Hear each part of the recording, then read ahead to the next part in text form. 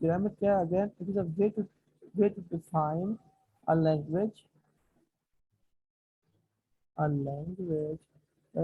without writing the full form, without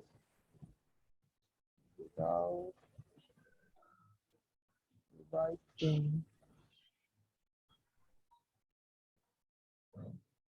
full form or full set of its full form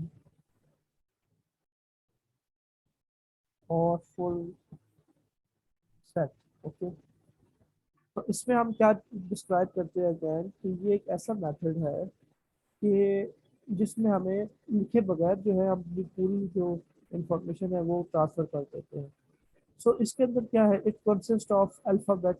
ठीक है, let's say मेरे पास जो summation है, summation summation basically क्या बताता है कि सम बताता है। सम लेट्स से मेरे पास है 1 से लेके 50 तक नंबर है और इसको मैंने सम करना है। तो ये सिंगल जो मेरे पास नंबर या फिर अल्फ़ाबेट है जिसको मैं समेशन से प्रोनाउंसिएट करता हूँ, तो इसका मतलब ये होगा कि जितने सम करने हैं मैंने 1 से लेके 50 तक, यानी 50 टाइम्स जो सम हो गए उसको रिप्रेजेंट करने के लिए समेशन काफ़ी है। तो इस समेशन बेसिकली क्या करेगा, इस फुल इंफॉर्मेशन जिसे हम कहते हैं without writing the full set, इस फुल सेट को लिखने की जरूरत नहीं है। हम सिर्फ उसमें एक सिंबल या कोई एक ऐसा अल्फ़ाबेट लगा देते हैं जिसमें हम बताते हैं तो ये हमारी पूरे सेट ऑफ इंफॉर्मेशन को कैरी करता है। उसमें एक समेशन आ जाता है, सेट्स आ जाते हैं। ठीक है, सो इसको बेसिकली हम ग्रामर में देखते हैं अपने सिस्टम के अंदर। सो अगेन दोबारा मैं डिस्क्राइब करता हूँ कि ग्रामर एक ऐसी मेथड है to define a language without writing the full set of information. तो इसको मैंने एलेबोरेट भी कर दिया समेशन के साथ, समेशन का एग्जांपल। सो अगर मैं देखता हूँ कि जो इसके एलिमेंट्स हैं, द एलिमेंट्स ऑफ अल्फाबेट जो है ये हम कहते हैं टर्मिनल सिंबल्स। तो इस तरह के जो सिंबल्स होते हैं हम क्या कहते हैं, टर्मिनल सिंबल्स। समेशन को टर्मिनल सिंबल कहते हैं। नहीं नहीं नहीं, इस तरह के जितने जितने समेशन समेशन है, यूनियन लेट्स से यूनियन हो गया, इंटरसेक्शन हो गया, मैं एग्जांपल दे रहा हूँ, जो बेसिकली एक सेट ऑफ कलेक्शन डाटा को रिप्रेजेंट करते हैं, इन्हें हम टर्मिनल सिंबल्स कहते हैं। समेशन भी इसमें आता है या नहीं? बिल्कुल, समेशन भी इसमें आता है, टर्मिनल सिंबल। ओके। अच्छा जी, अब इसके अंदर मेरे पास क्या है, अगेन ग्रामर का ये बेसिकली एक ओवरव्यू हो गया, ग्रामर बेसिकली कैसे काम करता है, उसके अंदर क्या चीज़ है। अब हम इसका सैम की डेफिनेशन बेसिकली लिखी है इसकी कि व्हाट इज ग्रामर और कैसे हम ग्रामर को एलेबोरेट करते हैं। अच्छा,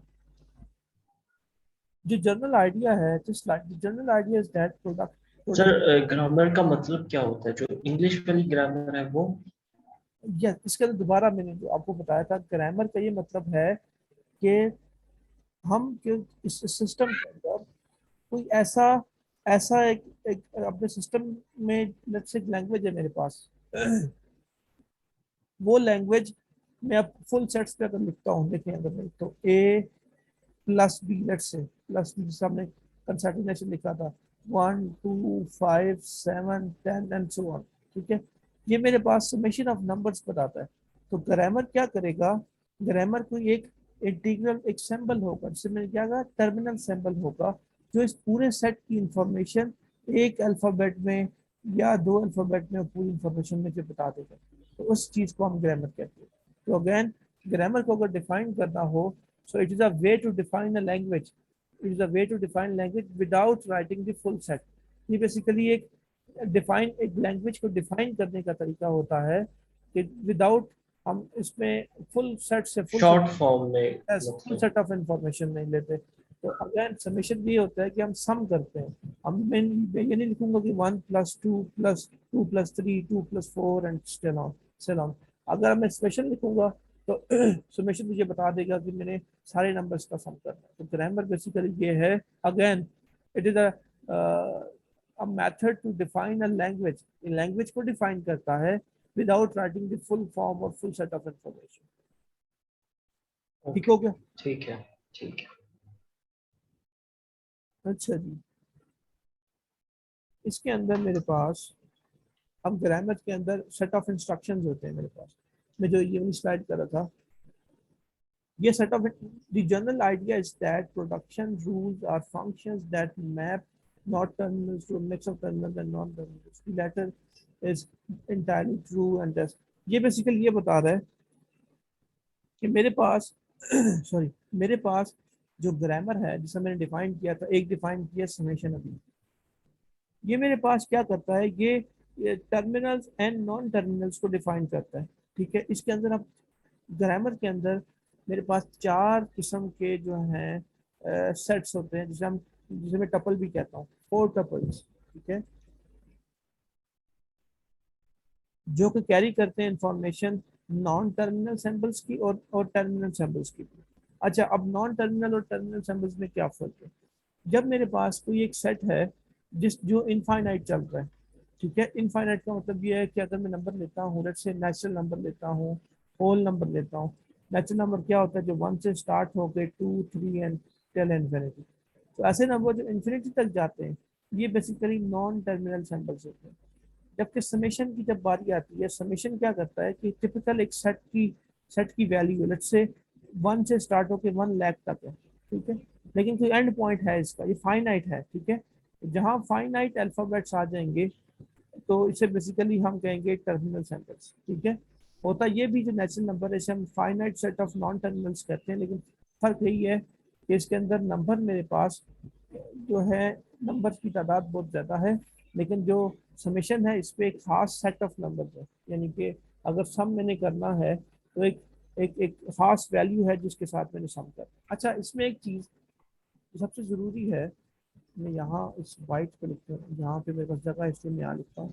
मेरे पास ग्रामर के अंदर फोर सेट ऑफ नंबर्स हैं, जिसे मैंने क्या कहा था, फोर टपल्स का था। सर फोर टपल्स क्या होते हैं? अच्छा जी, मैं आपको बताता हूँ कौन से फोर फोर टपल्स हैं। पहला जो है, इसके अंदर आ जाएगा नेचुरल नंबर, जिसे मैं एन से लिखूंगा। सेकंड, के ग्रामर के अंदर ये चार नोटेशन इस्तेमाल होती हैं। First is natural number N, second is summation.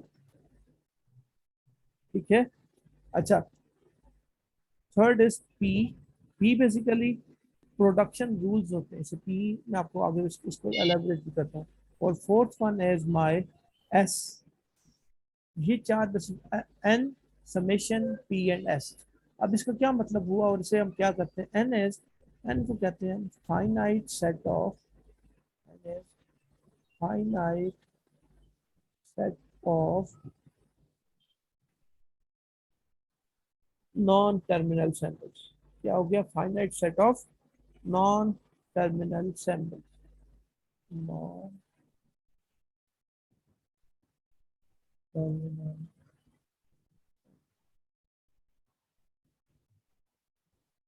ठीक है, अच्छा, अच्छा, अगेन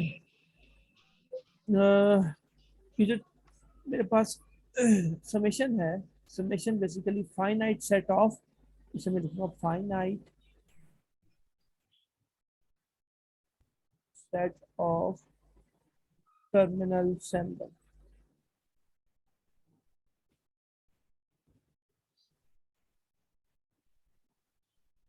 टर्मिनल सैंपल। अब जो थर्ड वन है, which is my P. P basically क्या है? मेरे पास एक सेट ऑफ इंफॉर्मेशन है फॉर द प्रोडक्शन रूल्स, तो इसे मैं लिखूंगा, it is the set of production rules. Production rule, फिर उसके बाद आ जाएगा सेट एस।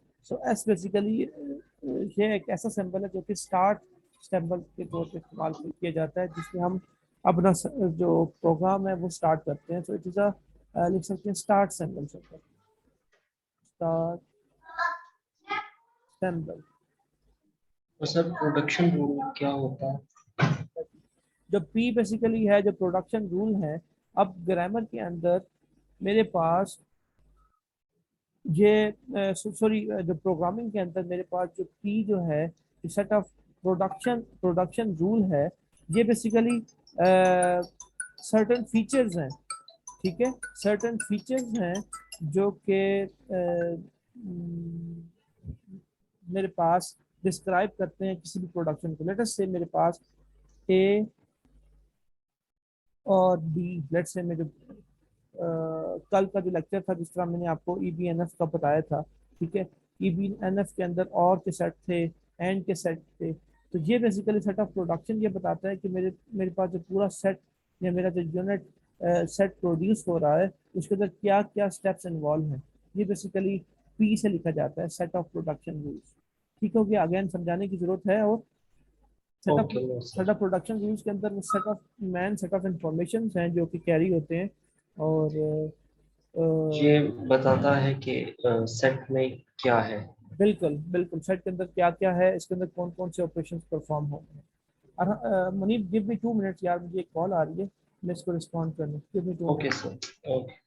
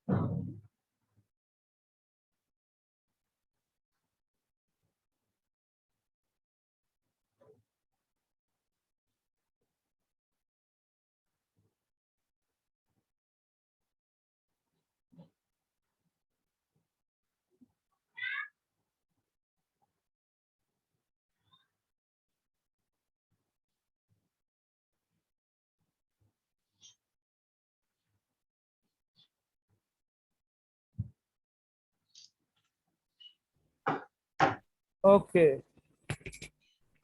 अच्छा जी, तो ये मेरे पास चार किस्म के जो हैं, चार किस्म के जो मेरे पास टपल्स हैं जो कि ग्रामर को डिफाइन करते हैं मेरे पास। ठीक हो गया। अगेन कितनी तरह के, चार तरह के। एक एन है जो कि सेट ऑफ नॉन टर्मिनल्स को डिफाइन करते, नॉन टर्मिनल सिंबल्स को। फिर उसके बाद सेकंड है मेरे पास समेशन है, जो set of, basically set of terminal symbols को डिफाइन करेगा।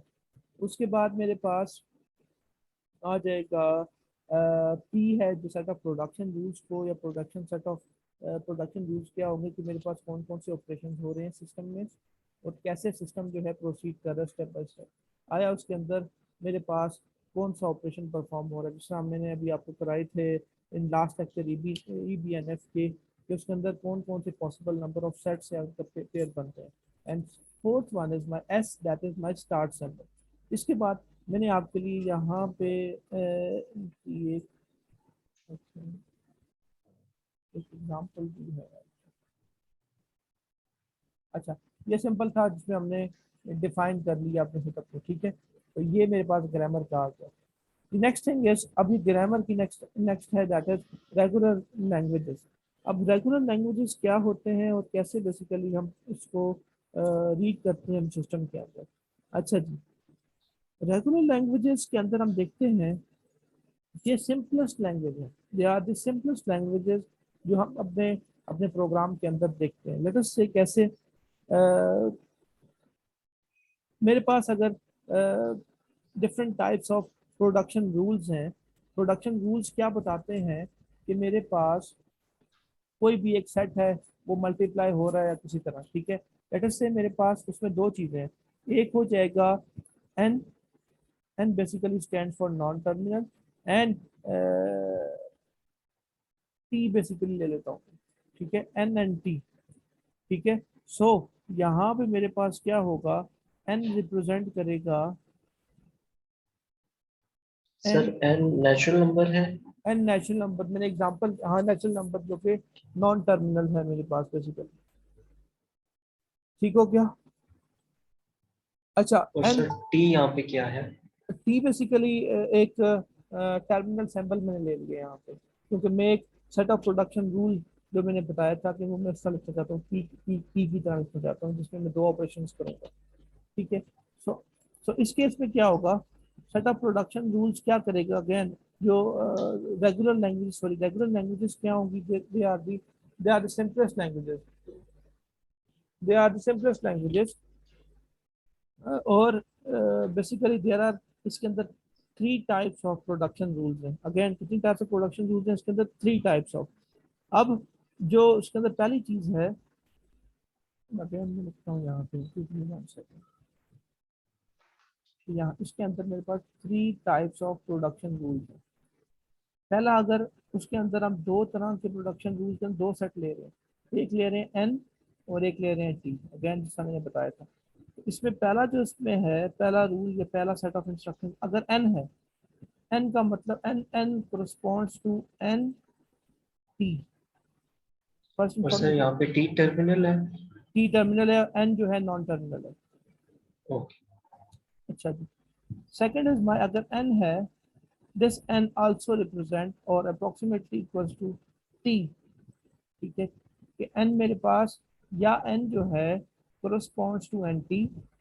इसको सिंपलेस्ट एग्जांपल में ये बताता हूँ कि एन यहाँ पे जो है एन, अगर मैं एन टी को मल्टीप्लाई करता हूँ, ठीक है, तो वो अप्रोक्सीमेटली इक्वल्स टू एन आ सकता है, ठीक है, पहला केस ये हो सकता है।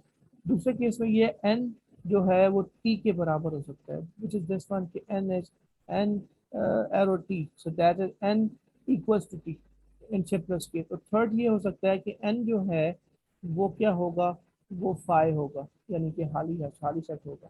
इसको अगेन मैं एलेबोरेट करता हूँ कि मेरे पास दो सेट्स ऑफ इंस्ट्रक्शन हैं। अगर मैं सेट ऑफ इंस्ट्रक्शन में पहले लिखता हूँ तो पहले क्या आता है, फाइव होता है, दूसरा क्या होता है, टी होगा, तीसरा क्या होगा, एन होगा, और चौथा उसको मल्टीपल होगा, एन टी होगा, ठीक है।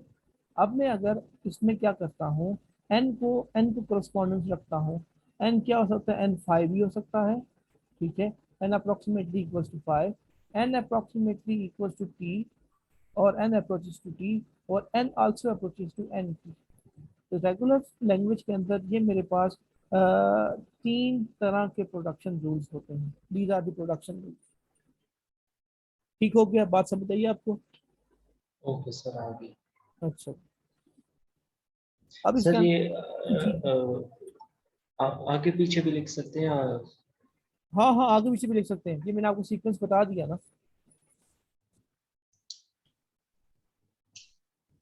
अच्छा, ये मेरे पास इसकी जनरल जनरल हो गया कि ये ऐसे होता है रेगुलर लैंग्वेजेस, तो ये मैंने डिस्क्राइब भी किया हुआ है अगेन। अब हम इसकी डिटेल पे आते हैं। If you choose, sorry, if you change the position of T, अगर आप टी की पोजीशन चेंज करते हैं in the first rule such that it proceeds the end, you obtain a left regular grammar. The grammar as shown is known as, हाँ yes। अगर देखें, अगर कह रहा है कि आप एन टी ऐसे लिखते हैं, अगर एन टी इसी लैंग्वेज में लिखते हैं, इसी तरह लिखते हैं, तो इसे हम कहते हैं, इसे कहेंगे हम right regular language, yes, right regular language, और राइट रेगुलर बेसिकली ग्रामर, ठीक होगा। किस तरह, अगर मैं इस नोटेशन में लिखता हूँ, लेटर से मैं इसकी इसकी जो है, जिसका मैंने पहले बताया था कि ये पहले मल्टीप्लाई होगा तो इसके आंसर में ज़मीन आसमान का फर्क आ जाता है, तो आंसर बहुत डिफर कर जाते हैं। अगर मैं क्या करता हूँ, टी पहले लिखता हूँ, एन बाद में लिखता हूँ, so it is known as left regular grammar, left regular जो है।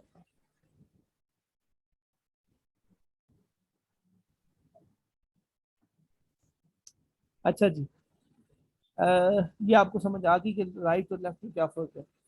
अगर जी अगर एन जो में मेरे पास नॉन टर्मिनल है वो लेफ्ट पे है तो इसे हम कहेंगे राइट रेगुलर ग्रामर। अगर एन जो है राइट साइड पे है तो कहेंगे left regular grammar. Okay sir.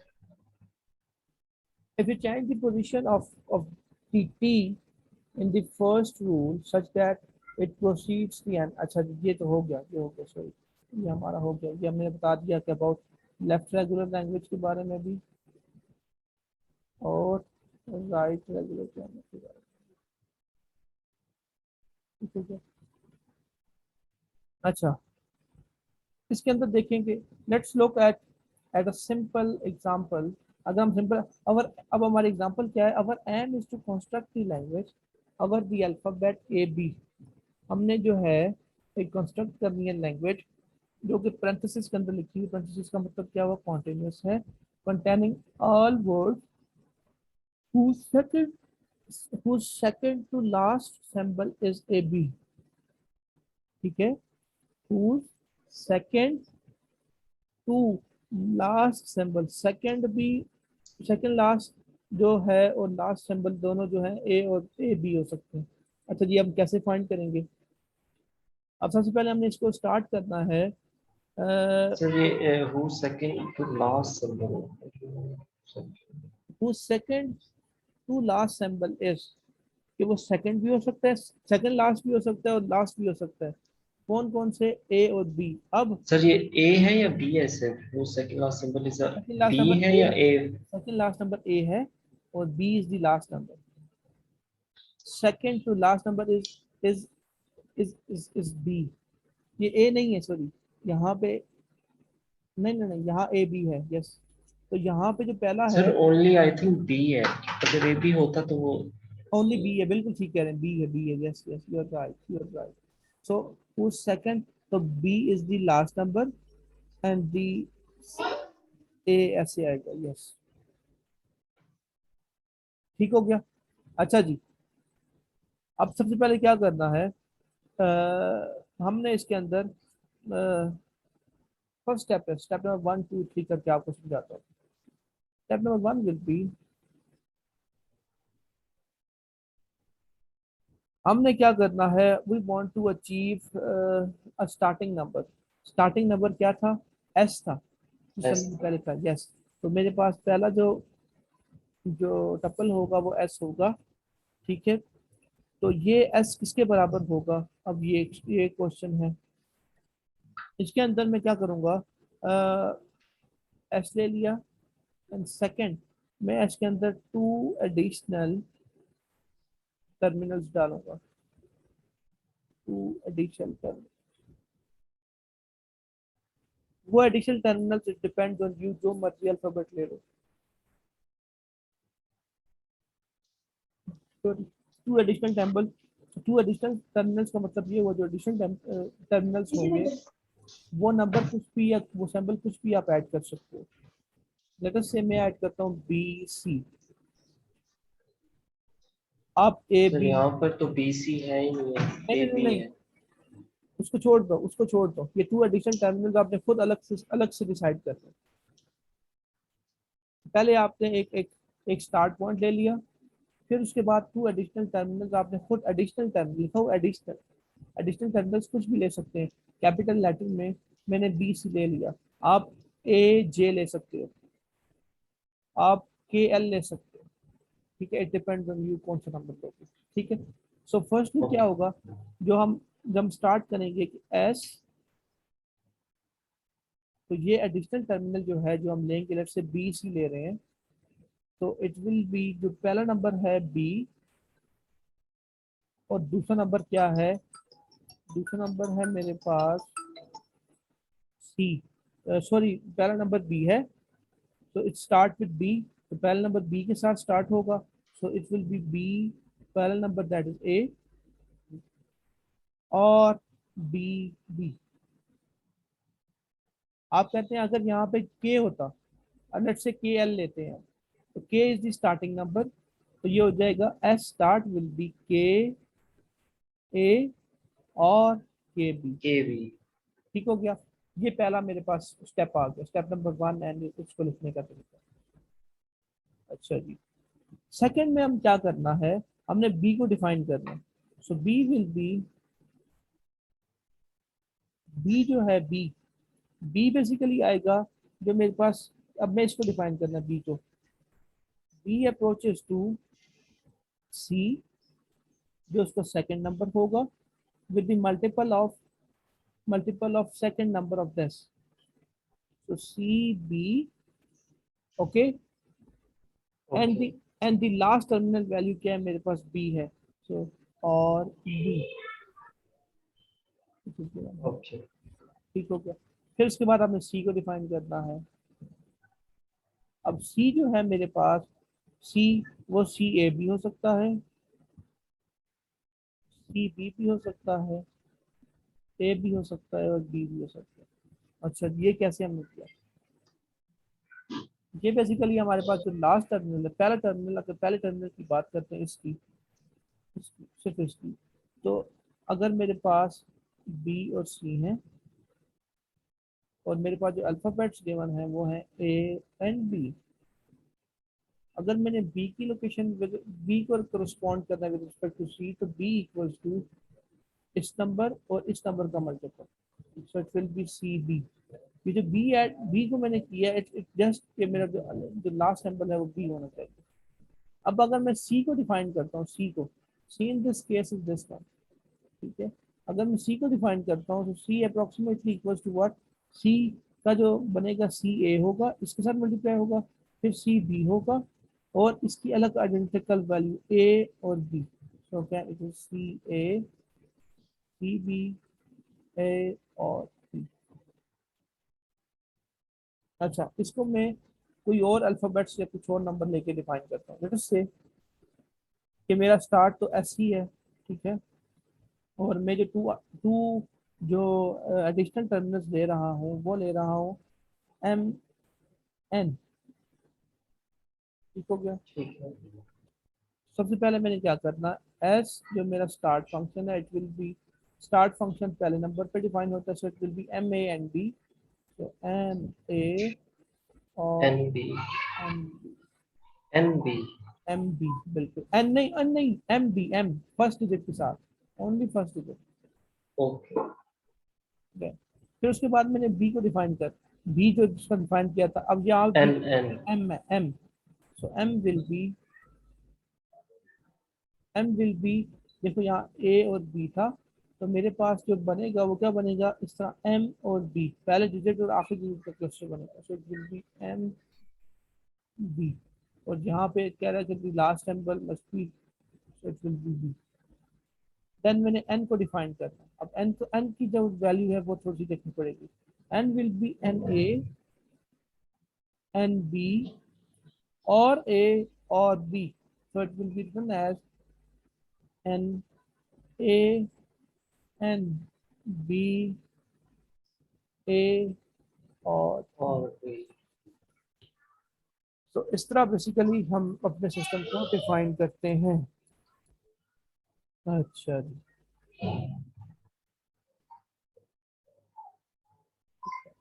ये बेसिकली इसको इसको यहाँ मैंने एलेबोरेट भी किया वो सारा कुछ, ठीक है, ये आप देख लीजिएगा बाद में। तो यही पैटर्न फॉलो होगा हमेशा, ठीक है, ये इस पैटर्न को आपने ठीक। आपने जो है देखना है कि इसको मिस नहीं करना। अच्छा जी, लेट्स स्टार्ट, ये भी आगे elaboration, let's start with the example, इसके अंदर टू एक्सरसाइज 7 and 8। अच्छा जी, रेगुलर ग्रामर की है, आपने बताना है कंस्ट्रक्ट और regular grammar for the following languages, feel free to construct either left or right triangle, आपको पता है लेफ्ट और राइट में क्या फर्क है। अच्छा जी, कैसे करेंगे, एनी आइडिया। अच्छा जी, तो ए बी से, इसमें ए बी सी सिंपल, हम स्टार्ट पॉइंट ले लेंगे, स्टार्ट पॉइंट होगा कोई भी हम पहले वो लेंगे। यहाँ पे भी हम एम एल लेते हैं। एम के और जे लेते के जे, लेट्स से के एम। अच्छा जी, अब क्या के करेंगे? जे लेते हैं। तो हाँ हाँ। यहाँ पे होगा के के ए बी सी। के ए बी सी, अच्छा। और कोई बताएं?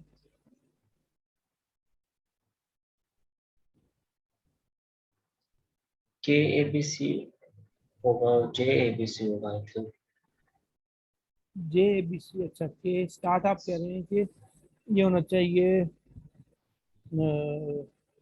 एक पॉइंट ऐसा होना चाहिए कि जो कि, अच्छा रुकें, आपको इसका अभी ख्याल से समझ नहीं आया। अच्छा, इससे एक पिछली स्लाइड थी ये वाली। अच्छा जी, ये मैं एक आपको रीड आउट कर देता हूँ। Alternate we could have defined the language, for example मेरे पास ई बी एन एफ एक एक्सप्रेशन है, ऐसी एक्सप्रेशन है। They are using EBNF format as an alternative way to specify a grammar work for regular languages and context-free languages. However, it does not it work for the highest levels above free languages. अच्छा जी, अच्छा। अगर मेरे पास EBNF जो system था उसकी तरह मेरे पास एक एक पूरा प्रोग्राम या सेट ऑफ इंस्ट्रक्शंस आ जाए, तो ये में हम रेगुलर जो है लैंग्वेज के अंदर परफॉर्म करना बहुत मुश्किल हो जाता है। ठीक है। सो इसको हम क्या क्या डिफाइन करते हैं कि हम ए और बी को अलग अलग छोड़ते हैं, बी को फिर अलग कर दिया, और ए और बी को। तो हम three sets of instruction, one two और three, three set of instructions basically हम डिफाइन करके इसको सॉल्व करते हैं। ठीक हो गया। तो अगेन ये थोड़ा सा एक चीज मिस हो गई थी पिछले से। अच्छा जी, अब आए जी, चेक यूर। अब हम कैसे करेंगे ए बी सी को? सर इसे तीन में डिवाइड कर दिए ना, क्योंकि बिल्कुल ठीक है। It will be A B and C. जी ठीक हो गया। अच्छा जी, अब क्या करेंगे?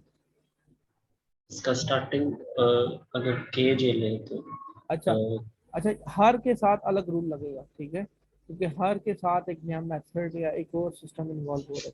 ठीक हो गया।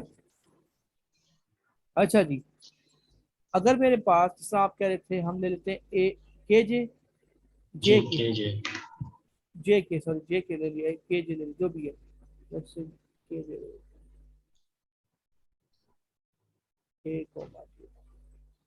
अगर मेरे पास एक ऐसा सिस्टम आ जाएगा, तो इसको इसको डिफाइन करने का क्या तरीका है? सबसे पहले हमने स्टार्ट फंक्शन डिफाइन करना है, एस। ठीक है। एस बेसिकली इसका पहला नंबर, क्योंकि हमने सिंपलेस्ट वाला किया था, लेकिन ये केस ही अलग है। इसमें हमेशा क्या होगा कि इसका पहला नंबर दैट इज के, और मेरी एक्सप्रेशन का, अगर ये सिंपल एक्सप्रेशन है ए बी सी के साथ, तो इसका लास्ट डिजिट, तो इट विल बी के सी। अगर इसके बाद मैंने के को, ये तो स्टार्ट, फिर उसके बाद मैंने के को डिफाइन करना है, तो के विल बी माई के, जो नंबर होगा के, ये होगा second digit, second multiple of second, so it will be J B. And third, अगर मैंने जे को डिफाइन करना है, J will be my, this J will be my first function that is A. ये basically standard sets of rule हैं कि इसको define करने के लिए हमेशा, कि अगर मेरे पास सिंपल वैल्यू नंबर वेरिएबल्स आ जाते हैं विद ए बी सी, तो उसके अंदर हम कोई भी वैल्यू या कोई भी दो एडिशन सर करके। यहाँ पे स्टार्टिंग पॉइंट पे मतलब एस के ए नहीं होगा, आपने लास्ट वाला हाँ, लिखा। लेस, मैंने वही कहा था कि हर, ये बेसिकली अब उसमें से अलग है, यानी कि वो प्रोग्राम्स और ये जो है one two three four five, जो पांचों के अंदर अलग एक बेसिकली रूल्स लगेंगे, तो इस रूल्स को आपने फॉलो करना है। वो बिल्कुल अलग सा था, वो एक सिंपल सा था जिसमें हमने दो का कंपैरिजन किया। ठीक है। वो सिंपल था। अब ये जो है ईबीएनएफ के रिस्पेक्टिव है, ईबीएनएफ के अंदर आपको पता है पांच रूल्स थे। अब वो पांच रूल्स हम बेसिकली इसमें इम्प्लीमेंट करके अब सॉल्व करना चाह रहे हैं। ठीक हो गया। ओके ये ठीक सिंपल है। है, सिंपल वैल्यू है। अच्छा, आपको अगर नहीं समझ, अगर थोड़ा सा और कंफ्यूजन है, तो मैं एक और इसमें ना, लेट्स से ए बी सी है, तो मैं अगर ले लेता हूँ बी डी एफ, और एडिशनल नंबर ले लेता हूँ ओ एंड जी। तो सबसे पहले स्टार्ट फंक्शन को डिफाइन करना है। It will be start terminal that is O 0 F and F. फिर उसके बाद मैंने ओ को डिफाइन करना है। O will be this number that is G, second number C multiple of the second number, so it will B be z d। ठीक हो गया। And last will be Z z को define करूंगा। so z will be what? z will be my B first number that is b। इस तरह define करूंगा। Okay. अब क्योंकि ये ईबी पेपर में आपके पास ऐसे क्वेश्चन आए ईबीएनएफ के रिस्पेक्ट या ये केस है, 5 केसेस थे, उनमें से कोई भी केस आ जाएगा, लेकिन आपने हमेशा इस तरह ही करना है। Let's start with question number 2। अच्छा जी, 2 क्या है? A continuous, B and C continuous. अच्छा जी, इसके अंदर जो स्टार्ट फंक्शन होगा, जो एस होगा, वो हम कैसे लिखेंगे? यस, लेट अस से मेरे पास इसके अंदर है सी और बी एडिशनल, ठीक है। तो इसको कैसे ओके लिखूंगा मैं?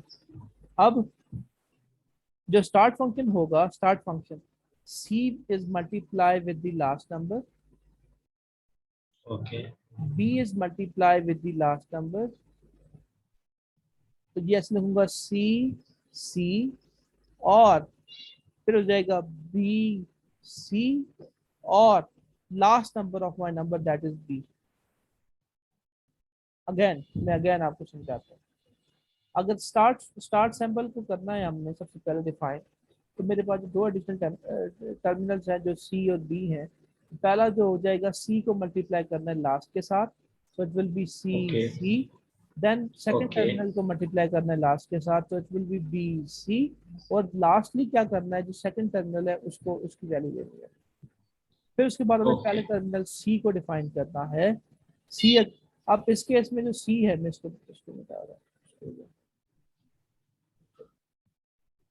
अब जो मेरे पास सी है, सी विल बी, अब सी को डिफाइन करने के लिए देखना, C will be C C, and my value, वो जो वैल्यू होगी मेरे पास एक इस केस के अंदर। अच्छा, जब मेरे पास टर्मिनल्स है ना, हम्म, कोई भी टर्मिनल्स हैं, अच्छा बस ठीक है, इसके अंदर ठीक है, सी सी ये हो जाएगा पहली वैल्यू सी सी, और सेकंड वैल्यू क्या हो जाएगी? ये सेकंड वैल्यू सेकंड के साथ मल्टीप्लाई हो जाएगी, it will be B C B B, first first last के साथ, और सेकंड वाली सेकंड के साथ, बी के साथ और मल्टीप्लाई। सर स्टार्ट में आपने किया था कि फर्स्ट लास्ट और देन फर्स्ट और सेकंड। फर्स्ट देखें तो पहला पहला स्टेप था ना, स्टेप बाय स्टेप चलते जाए, और स्टेप्स को मिक्स मिक्स नहीं करना आपको। फर्स्ट स्टेप में था सी सी के साथ, बी सी के साथ, और last identical value that is B. ठीक हो गया। नेक्स्ट स्टेप में पहला आखिरी के साथ, सेकंड सेकंड वाले के साथ। Okay then sorry, my B value, so B will be मेरी जो लास्ट वैल्यू है बी है, उसका मल्टीपल सेकंड के साथ, so it will be B B. इस तरह के रूल या इस तरह सेट ऑफ इंस्ट्रक्शंस को हम ऐसे डिफाइन करते हैं। Let's start with question number part number 3। इसमें है सर एक मिनट, अगर एक, बी पर करली ब्रैकेट हो और सी पर ना हो देन क्या होगा? अच्छा बिल्कुल ठीक है। अगर बी पर कर्ली ब्रैकेट हो, सी पर ना हो। बी पर ना हो, तो इसको कैसे डिफाइन करें? बिल्कुल ठीक है। अच्छा, इस केस में क्या होगा कि मेरे पास जो एस है, एस एस मेरे पास डिफाइन होगा कि मैंने कोई भी दो टर्मिनल्स ले लेटर से ए बी ले लिया, तो A multiply with my this value which is continuous value, ठीक है, लास्ट कॉन्टिन्यूस वैल्यू, तो ये हो जाएगा मेरे पास ए बी, और फिर बी मल्टीप्लाई हो जाएगा इसके साथ, so it will be B B, और ये यहाँ पे बी आ जाएगा। ठीक हो गया। अब अगर यहाँ पे आप कहते हैं कि यहाँ बी है और यहाँ ए आ जाए, अगर यहाँ ए आ जाए तो it will be A B A और बी। ओके, ये वही रूल अप्लाई हुआ है। ईबीएनएफ के रूल्स अप्लाई हो रहे हैं। अगर आपने कल का लेक्चर रिवाइज किया है तो ये मुश्किल नहीं है। वो ईबीएनएफ के जो 5 रूल्स है ना, वो जिसमें हमने कल एग्जांपल्स किए थे सारे, बेसिकली ये वही एग्जांपल्स की कैरी आउट है। इसको हमने कैरी करना है, सिंपल हमने करना है, मल्टीप्लाई करेंगे दो कोई भी नंबर लेके, ठीक है। तो ईबीएनएफ के जो रूल्स हैं वो बहुत जरूरी है क्योंकि वही फॉलो हो रहे हैं हमारे। अच्छा जी। अह, अच्छा, ए मेरे पास, सॉरी ये 3 ए है, ए और बी सी। तो इसको कैसे डिफाइन करेंगे हम? जो मेरा एस फंक्शन, जो स्टार्ट फंक्शन होगा ना, इसमें हमने क्या करना है, एक ही नंबर लेना, एक ही फंक्शन लेना है। लेट अस से मैं फंक्शन ले रहा हूँ एल, ठीक है। So it will be start sir function. आपने यहाँ पे एक फंक्शन क्यों यहाँ पे एडिशनल फंक्शन एक क्यों लिया? अच्छा, एक क्यों लिया? क्योंकि इसके अंदर मेरे पास और की है, यानी कि कोई एक नंबर मेरे पास इस्तेमाल हो सकता है, या ए होगा या बी होगा। जहाँ भी मेरे पास और आएगा, और अगेन यहाँ भी मेरे पास और आएगा, और कहाँ कहाँ है, एक यहाँ और है और एक यहाँ है। ईबीएनएफ सिस्टम के अंदर तो मैं एक जो है एडिशनल टर्मिनल इस्तेमाल करूंगा। इस बात को ओके समझ आ गई? और के साथ तो यहाँ मैंने एल ले लिया, बी ले ली, जो भी आपकी मर्जी है एडिशनल सैंपल में। तो S will okay be additional sample multiply by the last terminal, that is C, जो बाहर है, ठीक है। So it will be L C. अब मैंने एल को डिफाइन करना है, तो एल विल बी, जो यहाँ पे क्या है, ए और बी ना, और भी। तो इसकी लोकेशन में चेंज कर दूंगा, लिखूंगा बी और ए। ओके ठीक हो गया। अब इस तरह हम फोर्थ वाली पे आते हैं। तो fourth will be parenthesis with a और b c। अच्छा जी, इसको कैसे डिफाइन करेंगे? सबसे पहले इसी तरह हमने, अब आपको पता है कि जब आ जाती है पेरेंथेसिस तो मेरे फंक्शन के साथ ईबीएनएफ के साथ क्या आता है, फाई आता है। ये बात याद रखना, ये रूल्स आपने याद रखने हैं प्रीवियस ईबीएनएफ के, ठीक है। तो इसके अंदर भी मैंने क्या करना है, जैसे मैं बी को टर्मिनल फंक्शन एज्यूम कर लेता हूँ, terminal. So it will be, start function हो जाएगा एस और बी मल्टीप्लाई बाई दी, जो ब्रैकेट के बाद terminal that is C, so it will be C. फिर मैंने बी को डिफाइन करना है। So B will be terminal B B और बी ए और five, that is my E. ये बेसिकली प्रैक्टिस रूल नंबर 3 है या 4 है मेरे पास ईबीएनएफ के अंदर। अच्छा जी, इस चीज में समझ आ गई? सर, यहाँ पे फाइव क्यों आया और किसी में नहीं आया? हाँ जी, तो मैं आपको बताना चाह रहा हूँ। यहाँ पर भी करली ब्रैकेट थी, यहाँ पर नहीं आया सेकंड वाले में। सेकंड वाले पे नहीं आया, यस। सेकंड वाले के अंदर मेरे पास एक डिस्क्रीट नंबर है, यानी कि एक ही नंबर है। जहाँ मेरे पास पेरेंथेसिस के अंदर और का फंक्शन आएगा, यानी कि और का मतलब क्या हुआ कि मेरे पास दो नंबर हैं, ए और बी। इसकी पहली पॉसिबिलिटी क्या बनेगी? पहली पॉसिबिलिटी बनेगी खाली सेट, दैट इज 5। सेकंड बन सकती है ए, थर्ड बन सकती है बी, ठीक है। क्योंकि और का फंक्शन है, ए भी नहीं बन सकती, दोनों मल्टीपल नहीं आ सकती। तो जहाँ और का Okay. फंक्शन है वहां मेरे पास 3 पॉसिबिलिटीज आती हैं हमेशा, फाइव, फिर वही दो ए और बी। यहाँ पे इसी तरह हमने पहला टर्मिनल ले लिया B, B B, then B A, and last one is B five. Sir ये आगे पीछे कर सकते हैं या? नहीं नहीं नहीं, इसकी लोकेशन आपने आगे पीछे नहीं करनी, लोकेशन आगे, ओके लोकेशन पीछे, लोकेशन मैंने बताया था आगे पीछे करने से L1 प्लस L2 और L2 प्लस L1 में जमीन आसमान का फर्क आ जाता है। ओके। लोकेशन वैरी हो जाती है। अच्छा, फिफ्थ वन के अंदर क्या है, पेरेंथेसिस, जो स्क्वायर ब्रैकेट्स हैं, पता है स्क्वायर ब्रैकेट्स किस तरह सॉल्व करते हैं? और ई और एस होंगी। बिल्कुल बिल्कुल। तो उसके लिए स्टार्ट ले लेंगे। स्टार्ट में हमने क्या किया, इस तरह का फंक्शन, यहाँ मेरे पास 3 जो हैं वैल्यूज हैं मेरे, जो के स्क्वायर ब्रैकेट के अंदर है। और चौथी एक टर्मिनल वैल्यू है, ठीक है, जो डी है। तो मैं जो इसके अंदर टर्मिनल्स लूंगा, एडिशनल टर्मिनल, वो 3 होंगे। लेटर से मैं लेता हूँ सी पी ए, ठीक है, ये 3 टर्मिनल वैल्यूज ले ली। तो सबसे पहले मैं एस डिफाइन करूंगा, देखना एस डिफाइन करूंगा, वो विद रिस्पेक्ट टू जो बाहर वैल्यू है, ठीक है, उसके। तो start function will be C D और बी डी और ए डी और खाली डी। ये आपको समझ आ गई बात? ओके, आगे। जो भी ई बी एन एफ के जो सेट ऑफ रूल्स है उसके बाहर कोई वैल्यू है तो मेरा स्टार्ट फंक्शन सिंपली जो नॉन टर्मिनल वैल्यूज हैं उनको मल्टीप्लाई कर देना है लास्ट के साथ। तो it will be C D B D A D और डी। ठीक हो गया? ओके। अच्छा जी, इसके बाद हम क्या करेंगे, सी को डिफाइन करेंगे, बी को डिफाइन करेंगे और ए को डिफाइन करेंगे। तो व्हाट इज सी? सी जो है बेसिकली सेकेंड डिजिट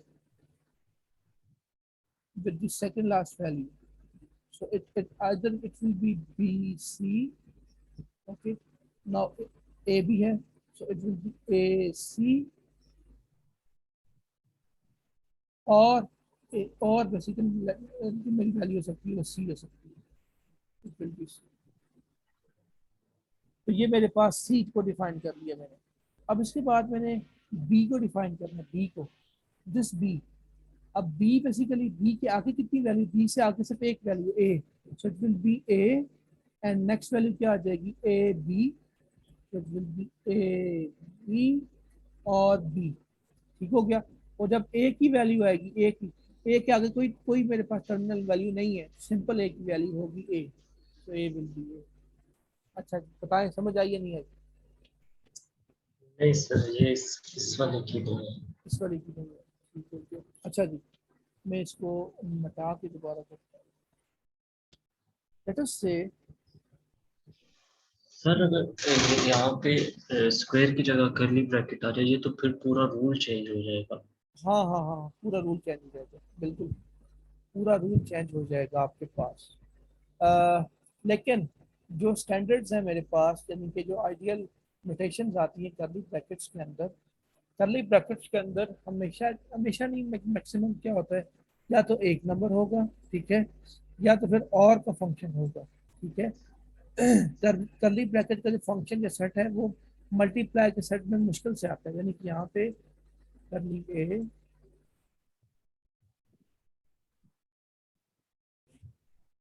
करली बी, करली सी की पॉसिबिलिटी जीरो है, यानी कि इस तरह का मल्टीपल आना बहुत मुश्किल है, ठीक है।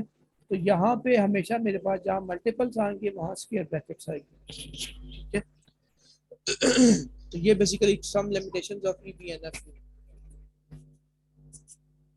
तो हम दोबारा से स्टार्ट करने की कोशिश करते हैं। Let's get started with A B C D, ठीक है। इसके अंदर जो मैंने नॉन टर्मिनल जो फंक्शंस है वो कितने सपोज करते हैं, 3। तो अब इसके सिर्फ करता हूँ एक्स वाई एंड जी। ठीक हो गया? पहले सोर्स फंक्शन एस, सो एस डिफाइन किससे होगा, एस डिफाइन होगा मेरे पहले नंबर से, जैसे मैंने आपको बताया था स्टार्ट पॉइंट, स्टार्ट विद जो ब्रैकेट के बाहर है, so it will B x T और सेकंड वैल्यू क्या है वाई, सो वाई डी और नेक्स्ट जेड है, सो जेड डी और और हाँ जी डी। वैल्यू डी और डी। अब आपको समझ आ गई? जी जी, आ गई। अच्छा जी, अब मैंने किस तरह एक्स को डिफाइन करना है, एक्स को देखें, एक्स ये है, एक्स के आगे कितनी वैल्यूज है, 2 वैल्यूज है, वाई और जी।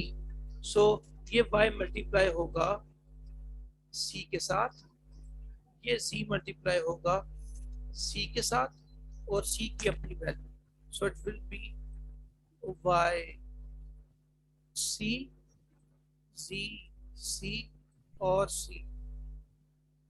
ओके। अच्छा, फिर उसके बाद बताता हूँ, फिर चलो आप कहेंगे फर्स्ट वैल्यू होगी है सर, अब आगे क्या करेंगे हम, अब नेक्स्ट वैल्यू वाई पे है, वाई से आगे एक ही वैल्यू जी, वो जो हमने इस्तेमाल करनी है, सो वाई अप्रोक्सीमेटली। अब जी क्या करेगा, z मल्टीप्लाई होगा c b के साथ, d भी हो गया, c का फंक्शन अब b है, so it will be y is equal to z b और b। समझ आ गया आपको? सर यहाँ पे जी क्यों आया आप? z क्यों आया? देखो, जब ये y नॉन टर्मिनल लूंगा तो इससे आगे जो नेक्स्ट नॉन टर्मिनल वैल्यू है वो z है, ठीक है? तो z को मल्टीप्लाई करना है मैंने नेक्स्ट फंक्शन के साथ, पहले मैंने d डिफाइन किया, c डिफाइन किया, b करूंगा, सो it will B z b, ठीक है? और नेक्स्ट वैल्यू ये होगी कि b की अलग वैल्यू होगी, तो इसमें हमेशा मेरे पास ऐसे ही आएगा। इन केस ऑफ x जो मैंने किया था, यानी कि फर्स्ट वैल्यू थी, फर्स्ट वैल्यू जब ली x मैंने, तो इससे आगे कितनी वैल्यूज हैं नॉन टर्मिनल फंक्शन है, एक y है और एक z है, तो पहले y को मल्टीप्लाई करना c के साथ तो हो जाएगा yc, फिर z को मल्टीप्लाई करना है तो zc हो जाएगा और c हो जाएगा लास्ट वैल्यू। सर हमें पता कैसे चलेगा कि ये तो ठीक है सी के साथ मल्टीप्लाई करना है, अच्छा, बी के साथ क्यों नहीं? बिल्कुल ठीक है, बिल्कुल ठीक है। जो आप d डिफाइन करोगे ना, d as a start function define करोगे हमेशा, क्योंकि d ब्रैकेट के बाहर है, ठीक है। ठीक है? इसलिए यहाँ पे अगर f आता है तो f आ जाएगा सामने के साथ, d की जगह। और अगर सर हमें सेकंड वाले में x बिलोंग्स टू y सी, सी के साथ ही क्यों हमने मल्टीप्लाई किया, बी के साथ क्यों नहीं किया? अच्छा, जो इसकी लोकेशन आती है कि जब हम इस तरह करते हैं ना, जैसा मैंने पहले बताया था कि ए टू बी, इस फोर्थ केस में भी हमने क्या किया था, पहले सी को कॉल किया था, फिर बी को कॉल किया था, फिर ए को, यानी कि ए बी को हमने किसने लिखा था, बी और ए। तो इस केस में भी क्या होगा, जो फर्स्ट होगा डी के बाद ये सी को कॉल करेगा, फिर ये बी को करेगा और फिर ए को करेगा, इसका सीक्वेंस ऐसे चलेगा, और यहाँ इसका सीक्वेंस ऐसे और चलेगा। सर यहाँ पे एक से मल्टीप्लाई नहीं हुआ, कहाँ से मल्टीप्लाई नहीं हुआ? एक्स की बात कर रहे बी हैं। तो हो गया मल्टीप्लाई, नहीं नहीं, ये जो लास्ट जेड बी और बी, अच्छा देन अच्छा ए अच्छा, रह गया। ए अभी रहने दे, ए अभी आपने वाई वाई वाई का समझ आ गई। जी जी आ गई। अच्छा, अब जी लिखेंगे ना, जी पे आएंगे ना, अब जी से देखिए आगे कोई टर्मिनल वैल्यू है? कोई नहीं है, तो जी नो। का कोई टर्मिनल वैल्यू मल्टीप्लाई नहीं होगा, तो जी की जो ए की वैल्यू आएगी दैट इज क्या आएगी, ए आ जाएगी सिर्फ, ए। जी अप्रोचेस के लिए। ठीक है। ठीक है। ये बहुत जरूरी थे, अमूमन यही वैल्यूज ऊपर नीचे होती हैं, ठीक है? यानी कि यहाँ यहाँ ए बी सी है तो एफ जे एच के आ जाएगा, कुछ ऐसा आ जाएगा, क्योंकि ये बेसिकली पैट रूल्स हैं। यानी कि जो अगर हम कंप्यूटर सिस्टम के अंदर बात करते हैं तो रेगुलर पैटर्न, जिससे आपने पढ़ा होगा बूलियन अलजेब्रा, 0 1, हम बूलियन ही जी क्यों पढ़ते हैं? क्योंकि जो मेरा कंप्यूटर सिस्टम है बूलियन पे बना, 0 1 2 उस पे बना होता है, ठीक है? इसी तरह जो इंस्ट्रक्शन है, सेट ऑफ इंस्ट्रक्शंस है, वो ग्रामर है, और ग्रामर के अंदर भी रेगुलर ग्रामर है। रेगुलर ग्रामर के अंदर जो सेट ऑफ इंस्ट्रक्शंस हैं वो डिपेंड करते हैं ईबीएनएफ पे, जो 5 रूल्स हैं, और 5 रूल्स बेसिकली अमूमन जो है ऐसे ही आते हैं, ठीक है? मैंने जो है बहुत कम जिंदगी में देखा है कि बहुत ही बड़ा कोई ड्रास्टिक चेंज आ जाए, लेकिन अभी तक जो है स्ट्रक्चर के अंदर ऐसा 19 20 का ही फर्क है। सर एग्जाम में भी ऐसे ही क्वेश्चन आएंगे या वो आगे पीछे घुमा के देखा? ओके, यस, ये बड़ा अच्छा सवाल है। अच्छा, अगर आप टीचर, ये डिपेंड ऑन टीचर, ठीक है? लेकिन ये है कि इसके अंदर क्या आ सकता है, मेरी बात सुनो, इसके अंदर जे आ सकता है, पी आ सकता है, एल आ ठीक सकता है, है। ये तो हो गया, ये तो मुझे पता है। हाँ, ये ब्रैकेट्स अगर चेंज करते। ये ब्रैकेट्स की वैल्यू चेंज कर सकता है, ऐसे कर, ये तो नहीं चेंज कर सकता, ना ये चेंज कर सकता है, ना ये चेंज कर सकता है, ये वैल्यू भी नहीं चेंज कर सकता। चेंज करेगा तो बाजू का इसको, जैसा मैंने बताया था, ए बी यहाँ पे आएगा और सी यहाँ पे आ सकता है। लेट्स से यहाँ ए पहले जो है पेरेंथेसिस सी पे आ जाए या डी पे आ जाए, जी जी ऐसा ऐसे ही देखा है मैंने। ऐसा कुछ आ जाएगा, ठीक है? तो ऐसे बेसिकली, अब इसकी नेक्स्ट एग्जांपल पे चलते हैं, which is exercise number 8। Okay, yes, now try and construct regular grammar for the following language.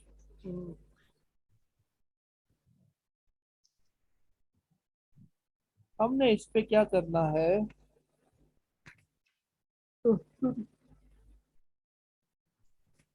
Regular grammar को जो है इम्प्लीमेंट करना है। अच्छा जी, एक सेकंड ये दीजिएगा।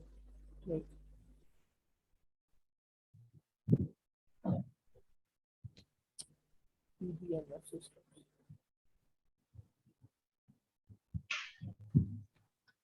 चलें, अब इसके बाद हमारे पास जो है ये इस एग्जांपल को सॉल्व करना है विद parenthesis ए और बी, और ये बताते हैं where there are equally many a's and B. ठीक है, तो इसमें कैसे करेंगे?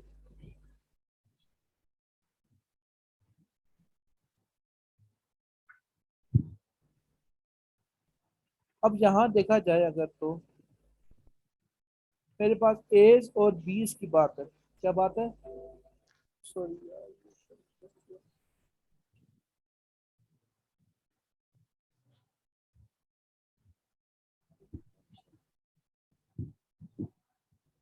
यहाँ एज और बीस की बात है। अब मैं फंक्शंस के अंदर आपको बताता हूँ एज और बीस कैसे लिखते हैं। ये बेसिकली ऐसे लिखा जाता है, एज का मतलब ये है कि ए चलता जा रहा है, ठीक है, कॉन्टिन्यूस है, और बी का मतलब भी कॉन्टिन्यूस है। तो ये बेसिकली डिफाइन करेगा ए की पावर एन, यानी कि ये कॉन्टिन्यूस है और चलता जा रहा है। इस तरह बी की पावर एन, ठीक है, और ये स्पेसिफिक कंडीशन भी लगी है जो वेयर देयर आर इक्वली, जितने एज हैं उतने बीज हैं। ठीक है, तो ये जो फंक्शन आ जाएगा मेरे पास आ जाएगा ए एन बी एन, और इसकी पावर भी एन होगी, यानी कि मुझे कोई नहीं पता कहाँ तक चल रहा है। तो ऐसे सिस्टम को EBNF और सिंपल ग्रामर के अंदर डिजाइन करना बहुत मुश्किल है। तो आप लिखते हो it is impossible to construct this type of function A N B N, क्योंकि एन इनफाइनाइट है, चलता जा रहा है। मुझे इसकी एंड लिमिट्स नहीं पता, मुझे इसका स्टार्टिंग पॉइंट नहीं पता। मैं किसके, अगर मैं स्टार्टअप लूंगा एस लूंगा, तो मैं एस किसके साथ डिफाइन करूंगा? मेरे पास डिफाइन पॉइंट नहीं है। तो डिफाइंड पॉइंट होना बहुत जरूरी है, जबकि ये इनफाइनाइट है, पता ही नहीं है कहाँ तक जा रहा है ये। तो ये बेसिकली ऐसा कोई भी सिस्टम जिसके अंदर आएगा कि मैंने इक्वली के एज और बीस के वो चलता जा रहा है, और वो लूप कॉन्टिन्यूस लूप बेसिकली प्रेडिसेस बताएगा वो कॉन्टिन्यूस लूप है, लेकिन उसमें एंड पॉइंट हमें नहीं पता। ठीक है, तो ऐसे सिस्टम को इस अपने EBNF सिस्टम के अंदर या सिंपल ग्रामर के अंदर एलेबोरेट करना इम्पॉसिबल है। तो आप लिखोगे as this is A N B N, with A N B N को अगर मैं दोनों को मल्टीप्लाई करता हूँ और इसका एन होल पावर लूंगा, तो ये भी एन ही आएगी, यानी कि मल्टीपल टाइम, जितने टाइम आप मल्टीप्लाई करना चाहते हो। तो ऐसे सिस्टम और को सर अगर इसका हम एडिशनल वो लें तो बन नहीं सकता? अगर हम ले लें जैसे ए बी एन सी, फिर बन सकता है, क्योंकि यहाँ पे वो उसने बताया नहीं है, और के आगे उसने कुछ बताया नहीं है। हाँ यस, और क्या आगे उसने कुछ बताया नहीं है। वो बता रहा है कि और जब ये लिमिट बताई है ना, where there are equally a's भी इतने हैं और बीस भी इतने हैं। और अब यहाँ पे पीछे ब्रैकेट भी इसने सही नहीं डाली, करली ब्रैकेट नहीं आती। यहाँ पे जी। यस, देखिए एज, और मैं आपको इस लाइन का मतलब एज और बीस जब जब यहाँ आ जाए ना कि जरा, इसका मतलब ये होता है ए एन, ए मल्टीपल मुझे नहीं पता एन टर्म्स तक जा रहा है, और बी भी इस तरह ही जा रहा है। ठीक है, अगर मैं इन दोनों का मल्टीपल करूंगा तो ये आ जाएगा ए एन बी एन, और इसकी भी पावर एन। तो ऐसा एक सिस्टम जो कि बेसिकली इनफाइनाइट लूप तक जा रहा है, और जिसका एंडिंग एंड स्टार्टिंग पॉइंट मुझे नहीं पता, तो इसको it is impossible to construct. तो आप लिख देंगे सिंपली इसका आंसर लिख देंगे, it is impossible to construct this program. ठीक हो गया? सर इस तरह का क्वेश्चन अगर वो दे तो वो कैसे देगा? अगर यहाँ पे एज ना हो, सिर्फ ए भी हो, तो यहाँ पे अगर लिमिट दे दे तब हो सकता है। कि तब तब हो सकता है सी आ सकता है, एफ आ जाए, कोई और नंबर दे दे, फिर हम क्या करेंगे, स्टार्ट पॉइंट ले लेंगे उसी तरह, एक दो इसमें टर्मिनल्स लेंगे, ले लेंगे ए और बी, फिर ए को जो है सी के साथ कर लेंगे, दैट विल बी ए सी, और बी सी, इस तरह करके सारा सॉल्व कर लेंगे। ओके सर, तीन एडिशनल टर्मिनल्स कहाँ पे लेते हैं? वो जहाँ पे स्क्वायर ब्रैकेट हो। हाँ, स्क्वायर ब्रैकेट्स कितनी हो? सर वो स्लाइड एक मिनट। हाँ जी। ये देखिए तीन है ना, तो तीन के जी। लिए मैं डिफाइन करना, देखो इसको एस तो हो जाएगा स्टार्ट को डिफाइन करने के लिए। ठीक है, अब तीन है ना, एक दो तीन, तो मेरे पास तीन, अगर यहाँ दो होते, अगर ए ना होता तो मैं दो लेता, अगर यहाँ ओके। एक होता तो मैं एक लेता। सिंपल। थोड़ी सी कॉमन सेंस सही भी है। आपने इस्तेमाल करनी है कि अगर नंबर वैल्यूज ऊपर नीचे होंगे तो कोई मसला नहीं। अच्छा, अभी सर जो ये रिकॉर्ड हो गया ना? ये रिकॉर्ड हो गई, यस रिकॉर्ड, ये आप 3 लेक्चर, आप मुझे तीनों लेक्चर्स में अपलोड आप करूंगा एक साथ आप ही। अपलोड कर दें और मुझे लिंक सेंड कर दें ताकि मैं आज ही ओपन करके इसे कंटिन्यू करूं। सिंटेक्स सर डायग्राम अब ये इंशाल्लाह कल पे ना रख लें? कल, कल इंशाल्लाह कल, क्योंकि वही मैं कह रहा हूँ कल पे, क्योंकि टाइम बहुत हो गया एंड इट इज अबाउट, मैं हमारे सेशन का 6:40। 6:40 और रोजे का भी टाइम है। सो दैट्स इट, अपना ख्याल रखें and Allah Hafiz. Sir okay, Allah Hafiz.